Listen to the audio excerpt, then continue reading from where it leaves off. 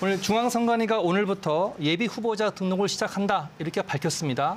빠르게 지금 대선 전국으로 이동하고 있는 거죠? 예, 그 한덕수 권한대행이 이제 아직 대선일을 공고하지 않았는데 예. 일반적인 예측은 뭐 6월 3일쯤 하지 않을까 뭐 그렇게 얘기가 있습니다만 예.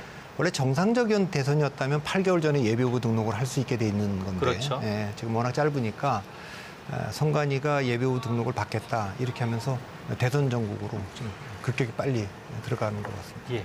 자, 이번 대선의 특징 그리고 선거 구도를 어떻게 좀 정의할 수 있겠습니까? 60일 안에 지금 대통령 뽑아야 되는데요. 예. 이재명 대표, 민주당 대표가 지금 지난번에 항소심에서 예. 무죄를 받지 않았습니까? 예. 그리고 오늘 대통령이 파면됐기 때문에 예. 이번 대통령 선거의 구도는 이재명이냐 아니냐 아주 단순한 구도로 됐고 예. 그동안에는 그 윤석열 대통령에 대한 책임을 묻는 비상경험에 대한 책임을 묻는 국면이었다면 예. 윤석열 대통령이 파면됐기 때문에 과연 이 대선 국면에서 이재명 대표와 민주당에도 또 책임을 묻는 그런 시간이 될 것인지 예. 그것이 관건인 것으로 보입니다. 예. 자, 그렇다면 말씀하신 대로 민주당과 국민의힘은 앞으로 선거 전략을 어떻게 짜야 됩니까? 그러니까 대개 선거 전략이라 그러면 네 예. 가지가 있거든요. 예. 첫째는 우리 지지층에 대한 뭐 지지를 강화하거나 예. 우리에 대한 지지를 강화하거나 예. 두 번째는 우리에 대한 반대를 약화시키거나 예. 세 번째는 상대에 대한 반대를 강화하거나 예. 네 번째는 상대에 대한 지지를 약화시키거나 그렇죠. 네 가지 전략을 다 쓰는데 예. 그때마다 이제 그 강조하는 전략이 좀 다르죠. 근데 국민의힘 입장에서 보면 예.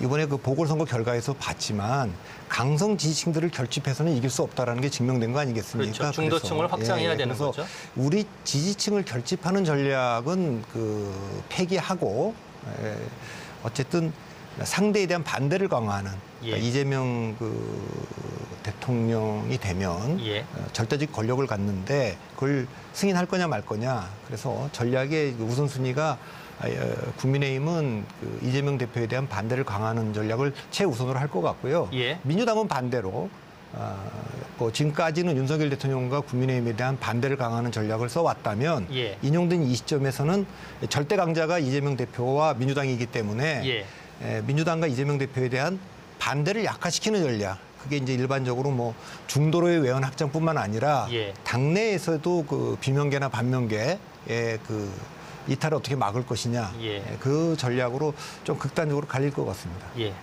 지난번 대선의 화두는 공정이었습니다. 자, 이번 대선의 화두는 뭐가 될 것으로 보십니까? 뭐 일반적으로 뭐 우리가 민주주의, 법치주의 이런 얘기할 수 있지만 예. 최근에 대통령의 운명은 헌재에서 결정되고 예. 이재명 대표의 운명은 뭐 법원에 달려 있고 예. 결국 정치가 정치를 포기한 자리에 사법이 들어오지 않았습니까? 예. 그러니까 정치가 걸핏하면 뭐 법원으로 보내고 또 헌재로 보내고 이렇게 되다 보니까 헌법재판관들이나 법원의 판사들이 정치적인 당파적 결정을 한다는 의혹을 받는 그런 예. 지경까지 갔기 때문에 예. 이번 대통령 선거는 정치의 복원, 다시 말하면 정치의 사법화와 사법의 정치화를 불식시키고 정치의 영역에서 어떻게